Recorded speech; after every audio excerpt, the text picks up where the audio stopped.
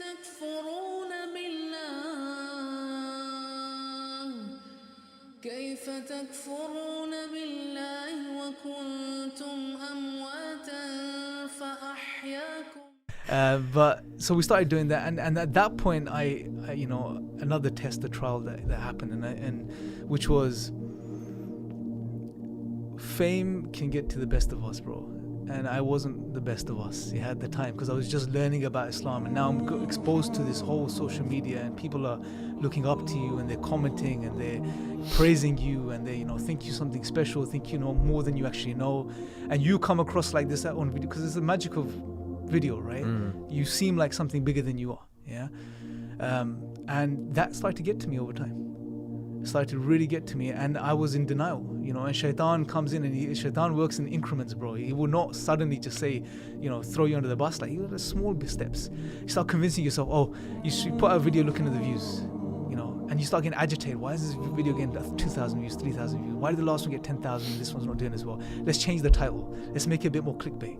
Oh, why are you doing this? Oh, I'm doing this because it's good for the dawah, bro. You know, more videos gets views, more people see it, it's better for the dawah. And before you know it, your intention for doing goes from doing it for the sake of Allah to doing it for the sake of views and likes, and for your ego, basically. So how do you deal with that?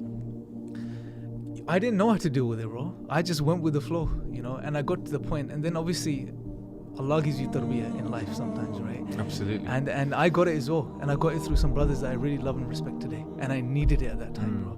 They basically smashed me down, and they told me, you need to just shut up, and if you want to carry on in the dawah, you do the background stuff and get off online and social media in not too many words. And I hated them for it at the time.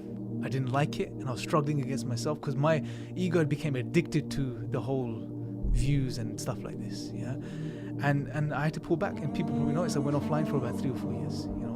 I was completely hardly anything online. And do you think that was one of the best therapeutic? things that absolutely, bro. I needed it. You know, I had to just tear that side of me out, bro, because it was dangerous. It would have destroyed me. It did destroy me to an extent, and I went through another crisis, and you know, I went through another period, bro. There was a time that I'm involved in the da'wah. People are seeing me as a leader in the da'wah. You know, people are looking up to me. They're asking questions. All of this stuff, and I am now once again going through the anxiety and depression I went through before Islam. Subhanallah. And I'm thinking, what is going on here? Why? I don't know. And I'm thinking, Ya Allah, why is this happening? I can convince any atheist on the face of the earth that God exists, and I can give rational arguments for this, but I'm hollow inside, right? And that was another thing that made me realize the truth is not contingent about rationality or empiricism or anything like this. You know, you could be rationally convinced something is true. You could convince others rationally that something is true, but you may not know it's true deep inside, and therefore you're not going to benefit. You know, and Islam is a reality like that. It's not about being just rationally convinced. Oh, God exists.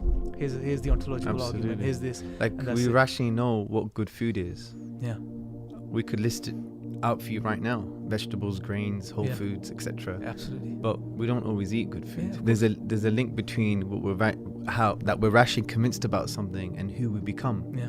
Because Islam is not just an abstract idea or belief. Yeah. It's more than that. It changes your state of being, how you relate with yourself, how you relate to others, and how you relate to Allah subhanahu wa ta'ala. Absolutely. So how did you solve that then? So that was the second crisis, right? Yeah, how did you solve that? Imam al-Ghazali, right? Yeah, The absolutely. Second crisis, So what happened? Although nothing comparable to individuals like that, subhanAllah.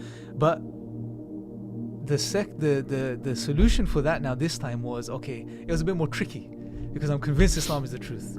I'm a Muslim, I'm giving da'wah, I'm involved in these things, and I'm thinking, whoa, what's going on here? Why am I experiencing this?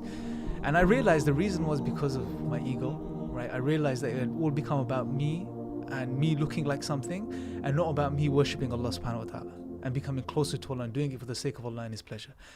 That I had to fix, and it was much harder than the previous time. It wasn't a case of, I tried it. You know, human beings try it. Yeah, but when you say fix, it's not a lever you pull or a button you press. It's an ongoing process, bro. Yeah. We have to work on ourselves even now. Yeah, but I wanted to get rid of that anxiety and depression. Okay. Because I knew I had gotten so bad. So you're saying that was linked to an excessive ego, maybe. So how did you solve it? For me, that was like, Allah's going to put me through this each time I fall off track. Okay. Because that's what's going to fix me. Otherwise, I'm just too arrogant to be fixed otherwise, right? That's what's going to work for me. So I'm going through this now. I need to be fixed. I knew that. And human beings try being clever. I thought, you know what, maybe let's fall into prostration again and try what we tried the first time. It didn't work this time. It didn't work. And I realized, okay, I'm going to have to work now. So what worked? It's just building myself, learning, right? Studying myself. One of the things I took up, I remember going Umrah as I was coming out of this depression. So this time the depression went very slowly. Each time I got better, and I removed a bit more of that malice inside, and I started to learn a bit more, I started to get a bit better. The anxiety and depression calmed down a bit each time. I went to Umrah at this period about a few years ago. And I remember going there and making, one of the du'as that I made was, Ya Allah, show me put in my heart what you want me to focus on, what's going to be beneficial for me and what you want from me in this life. And one of the things I came back with was just this urge to be able to understand the Quran directly in Arabic. It was just this intense urge, like, I haven't felt most things in my life. And again, the challenge, okay, you're dyslexic, you can hardly spell in English, and you want to learn Arabic, one of the most technical languages on the face of this earth.